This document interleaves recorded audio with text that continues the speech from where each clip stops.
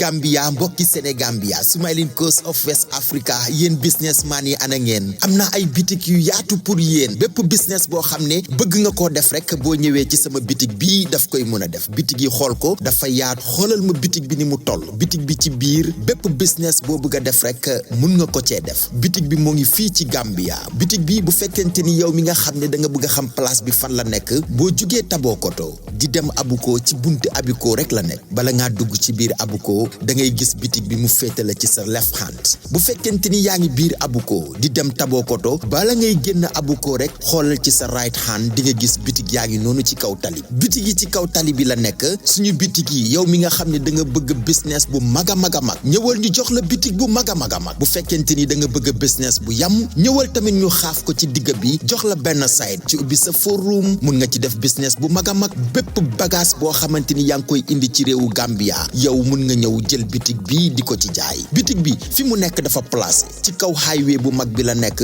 bitik bi fi mu nekk dafa am space boo xamante ni da ngay am pour park say moto business boo ko bëggee def da nga koy defee fu yaatu business boo ko bëggee def da nga koy defee fu wóor te suñu bitik yi fii ñu ko def dafa wóor ndax ci kaw tali bi laaj for more information ci 222 ñëwal nga fekk ñu fii ci public market ci Serekunda suñu office bi fii la nekk bitik yi ci kaw tali bi la nekk highway bu mag bi xoolal ma bitik bi yow bitik bii lépp loo bëgg a business ñëwal yow mi nga xam ne da nga bëgg a ubbi forum bu mag ñëwal ñu jox la bitik bu mag bitik bii loo bëgg a wane loo bëgg a jaay te bëgg nit ñi gis ko ñëwal ma jox la bitik bi nga jaay ko ci waay ñëwal ci bitik bi.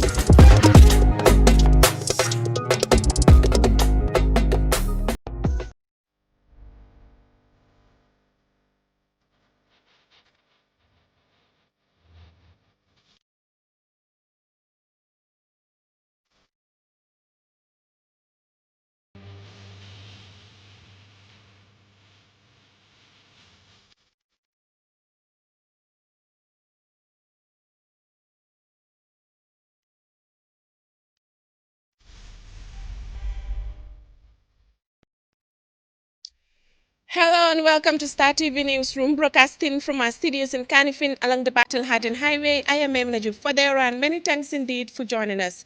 First, the headlines tonight. EU and partners launch 30-day disability project to boost disability awareness. Enhancing access to higher education, Q Group presents 15 million to 3 students revolving loan scheme. DBO donates vehicle to NGO affairs, a boost for mobility and development. Government pledged support for Aris Kibijilo project to boost tourism. Well, those were the headlines, and now the names in details.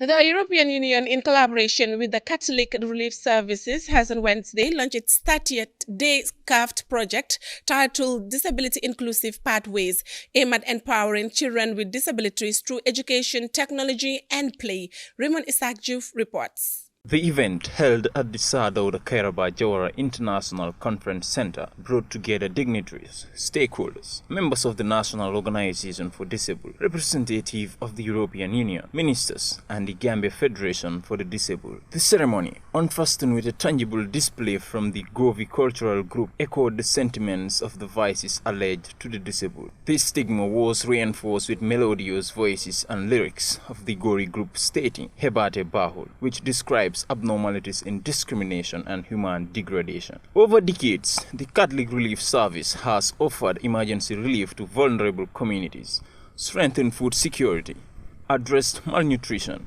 enhanced healthcare services, and provided educational opportunities for children and their families. Speaking at the event, Dr. Amulai Toure, country manager of Catholic Relief Service, underscored key effects on the importance of the initiative, which forges to strengthen education for the disabled and other vulnerable victims, stating that project will create rehabilitation services, opportunities, raise awareness, and create accessible learning opportunities. We'll support the creation of accessible learning environment in 12 mainstream schools, providing assistive devices and enhanced early intervention and rehabilitation services, which will enable children with disability to achieve greater independence and better educational outcomes. Beyond the classroom, the project will also engage communities and the media to raise awareness on disability inclusion rights, helping to reduce stigma and promote more positive and inclusive attitudes across. His Worship Mr. Mohamed Krubali, chairman of the Gambia Federation of the Human Rights, credited the EU's intervention in supporting persons with disabilities in the Gambia, echoing the sentiments as a stance of solidarity, especially in decision-making policies and activities in relation to their rights. As persons with disabilities, we have realized notably that so long as we continue to exist, we must be included in the society, included in all development processes, decision-making processes, programming, planning, policy making, etc. Although we realize that this is the contrary in all sectors, but we continue to collaborate, to partner, and to sensitize the public in order to continue to stand in solidarity with persons with disabilities, so that we can also feel belong and we can feel included in the society. The European ambassador to the Gambia, Immaculate Roca E. Cortes, in her remarks, expressed sincere gratitude to the Catholic Relief Organization for their efforts in implementing the project. She furthered that investing in children with disabilities is a sense of responsibility in molding the future, stating that disability is not inability, but a different ability to do things. And before continuing, I think the first thing is to thank the implementing agency for the efforts that the Catholic Relief Services and the commitment that they have shown, as well as all the other partners in the implementation of this project. Across the world, and of course here in Gambia as well, too many children that live with disabilities continue to face barriers that silence their potential. Barriers in education, in healthcare, in mobility, in community acceptance, and sometimes even within their own households. Yet, we know something very important. Disability is not inability, it is just a different ability to do things. What limits the children is not their disability, but the obstacles that society places before them. On behalf of the Honorable Minister of Gender, Children and Social Welfare, Mr. Ilo Jalo, Permanent Secretary, Ministry of Children, Gender and Social Welfare, lauded the stand of the ministry in upholding sustainable and equitable right inclusion for children with disabilities, reaffirming their commitment to foster inclusive development and strengthening disabilities' rights, protection and social welfare in the communities. As a ministry, we affirm our commitment to enforcing child protection laws, strengthening safeguarding systems, and working with partners to ensure all programs serving children, especially those with disabilities, adhere to the highest standards of care, protection, and ethical conduct, and in line with national legislations and international commitments, such as the Convention on the Rights of the Child and the Convention on the Rights of Persons with Disabilities. Dr. Habibatu Drame, Minister of Basic and Secondary Education, reaffirmed the project mission as a priority that every child has right to education. She underscored that the imperative milestone serves as a development process to the country, especially in quality education and fostering the fundamental values of the disabilities, as recommended in the ministry's and national disability policies.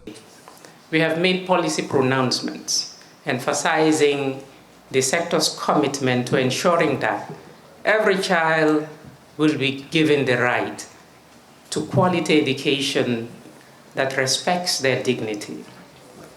As a result, the Ministry of Basic and Secondary Education has been taking strides to ensure that we promote the children's participation and foster their development, irrespective of the geographic locations or status of these children. The ministry believes that education is not a privilege for a few. It is a fundamental right for every child without exceptions. And the sector is highly committed to delivering this policy agenda. Since 1964, the Catholic Relief Service has been working in the Gambia through funding from the European Union in partnership with the government of the Gambia. This project acknowledges the impact of national policy's role in strengthening children with disabilities, providing support in educational settings and providing opportunities for children with disabilities. Star TV News, Raymond Isaac Diouf. KU Group has presented checks worth $15 million to 3 students revolving loan scheme under the Ministry of Higher Education. The initiative is aimed at easing students' financial burdens and expanding access to quality higher education. The event, held at the headquarters of the Ministry of Higher Education, Research, Science and Technology, brought together government officials, education stakeholders and representatives of the private sector. Our reporter Hadijaju has more.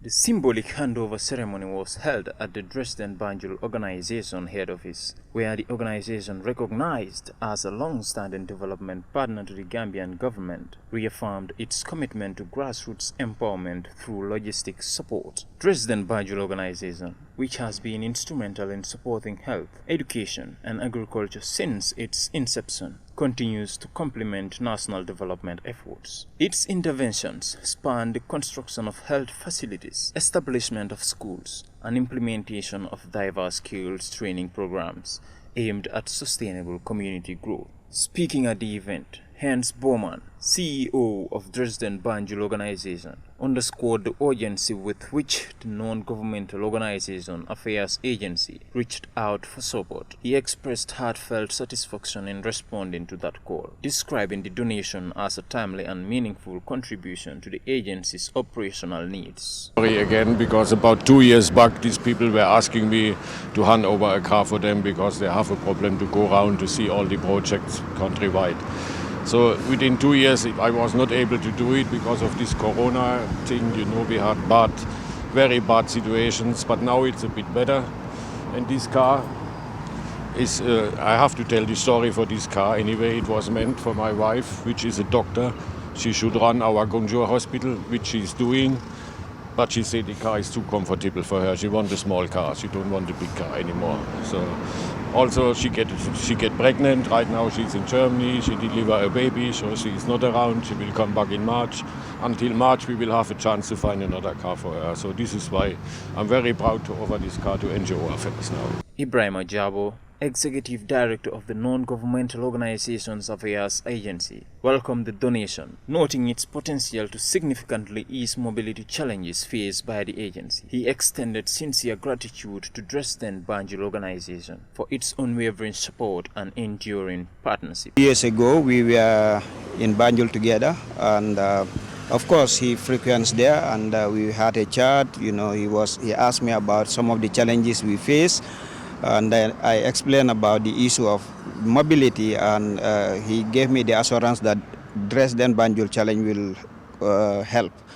So, and this is exactly what has happened today. This is not the first time. I just want to go back a bit. I just want to confirm or to let Gambians know that this is not the first time DVO is helping the NGO Affairs Agency.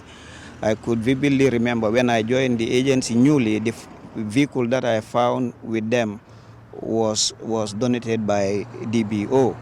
And following the handover, Dresden Banjul Organization showcased several of its ongoing infrastructure projects. Among them was a community bakery initiative designed to provide subsidized food to patients at Sukuta Health Center and Bundung Maternal Hospital, an effort Bowman described as vital to improving patient care and nutrition. The event also featured a visit to Interior Academy School, founded by Dresden Banjul Organization in 2013. Principal Dembaba praised the school's impact, highlighting its role in shaping children's futures through quality education and career development opportunities. We've been operating as a nursery. Today we are upgraded to a secondary school. So we have moved steps ahead of other schools, which is done through the support of Dresden Banjul Organization. So we are grateful under the supervision of Board of Directors and the police management. I say a big thank you to Mr. Heinz Bowman schools without the support will not reach this day today. As you can see, the number is growing from 12 children when the school started in 2013. Today we have registered over 500 students ranging from nursery to secondary school. So the ceremony marked more than a donation. It symbolized a deepening of ties between civil society and government. It reinforced the ministry's vision of fostering partnerships that promote health, education, and environmental sustainability, while nurturing a spirit of collaboration across sectors. Star TV News, Raymond Isaac Diouf. In a gesture aimed at enhancing institutional mobility and deepening development cooperation, the Distant Banjul organization, a registered charity based in the Gambia, on Wednesday donated a 4-wheel drive Land Rover to the NGO Affairs Agency under the Ministry of Local Government and Lands. Raymond Isaac Diouf reports.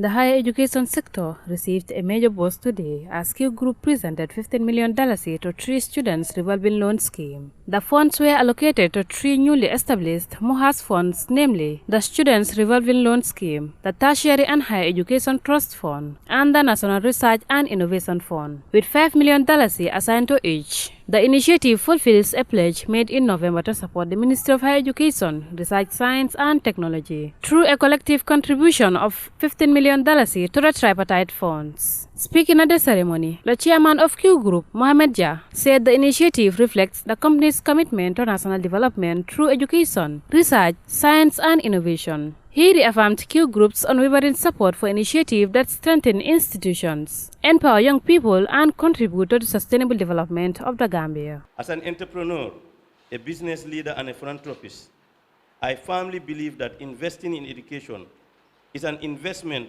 in the future of our nation. When we support students, regardless of their background, we are strengthening the very foundation of our country and empowering the next generation of Gambian leaders, innovators, and professionals.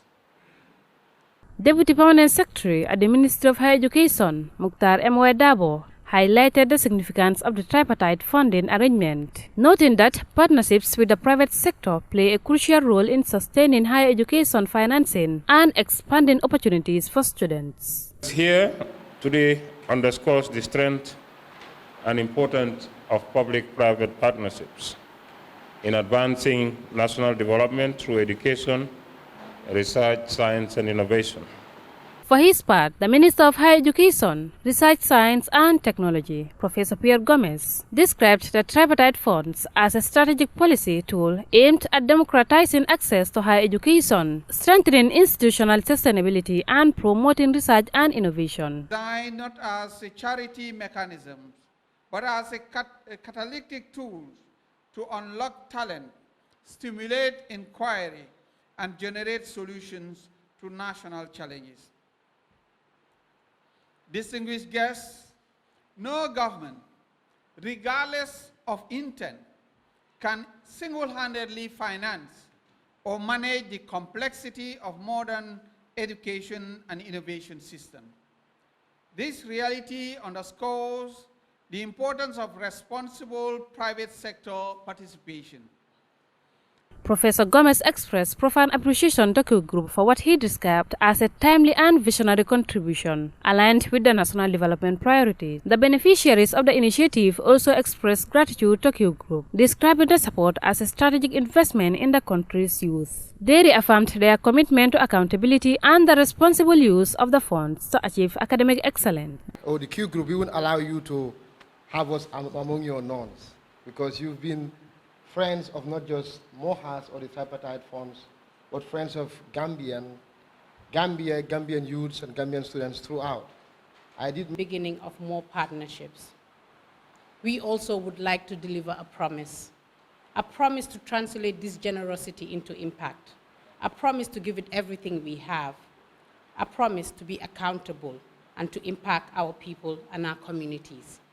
With that, understanding the magnitude of what you've done, I say thank you on behalf of the National Research and Innovation Fund and to all the potential beneficiaries who will benefit from this. Thank you. The event underscored the importance of public-private partnerships in building an inclusive, equitable and prosperous Gambia. For Star TV News, I am Hadijaju. The Minister for Tourism and Culture on Monday visited the Sama Hotel construction site in Bigelow, demonstrating the government's interest in the project's progress. The hotel, owned by Areski Construction Company, is expected to boost the Gambia's tourism sector. Mode El Baji tells us more. The visit served as an opportunity for the ministry and the Gambia Tourism Board leadership to identify current challenges and strategies on the way forward to ensure the hotel opens its doors on schedule. The Sama Hotel project is also anticipated to create jobs and stimulate economic growth, aligning with the government's goal to develop the tourism sector. The Director General of the Gambia Tourism Board, Mrs. Ida Jengjai, hailed the Areski Construction Company for initiating such an edifice in the Gambia. She went on to add that it will help market destination Gambia. And also such a product will assist us to have our rightful, to put Gambia tourism in its rightful position into the tourism map. It will also help us to attract high spenders, and that is what we need. Because previously, yes, we've been having visitors, but our aim is to have high spenders. And obviously, everybody knows when high spenders come to the destination, the benefits that it will have. You know, our GDP, people will benefit, etc., etc. So this is in line with the government, with the ministry's policy, and also the Gambia Tourism Board's strategy to ensure that we attract high spenders into the destination so that everybody benefits as a country. Mr. Ali Areski, representing the construction firm, expressed his profound gratitude to the government of the Gambia. He highlighted that the constant support from the state has been a cornerstone in moving the project towards completion. We are proud to offer the Gambia what we also receive from the Gambia by developing whatever we can do for the Gambia and the Gambians. And this is a big opportunity also for employment, because over 100 and something person will be employed for here. And this, I think, as Honorable Minister said, would transform the image of the Gambia in hotelier sector. I mean, we spoke about the design will show, it's green area actually, a lot of landscape and green. And all what the high-end hotels necessary is there. It's been studied and designed by very high qualified architecture and engineering companies. And we have a very highly experienced team also on the ground.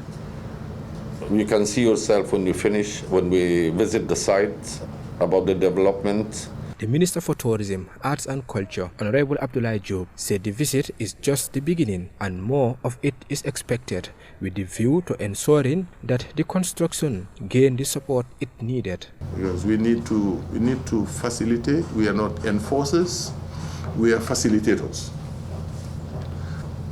Because if you cannot do it, somebody comes to help you do it, you should embrace the person. So we thank you for the visit. You will see for yourself what the final product will be. And it's going to transform the aesthetics of this area. And, you know, who knows, after the end, they can partner with international brand, and the hotels can be also internationally branded. You know, that's a possibility. Because we need the Courtyard, we need the Hiltons, we need the Radissons, we need all of that. So there's a possibility, and it's huge. And we have a wonderful, wonderful, wonderful destination, you know, and we need to just work a little bit harder for people to know more about the destination. The Sama Hotel is strategically positioned directly opposite the Atlantic Ocean, offering prime beachfront views. Once completed, the Sama Hotel will boast 131 luxury rooms and is designed to meet international 5-star standards, integrated with solar-powered electricity systems to reduce the carbon footprints, state-of-the-art smart security features for guest safety, and comprehensive facilities including high-end dining, wellness centers, and modern business hubs. For Star TV, I am Modu El Baji. Well, before we end the news, a quick recap of our headlines. EU and partners launched 30-day disability project to boost disability awareness. Enhancing access to higher education, Q Group presents 15 million to 3 students revolving loan scheme. DBO donates vehicle to NGO affairs, a boost for mobility and development. Government pledged support for Ariski Bijilo project to boost tourism. Well, that's all for this edition of the news. Do enjoy the rest of wonderful programs. Once again, thanks for your company. Well, I am Manager Fadera. Thanks for watching. Do have a blessed night.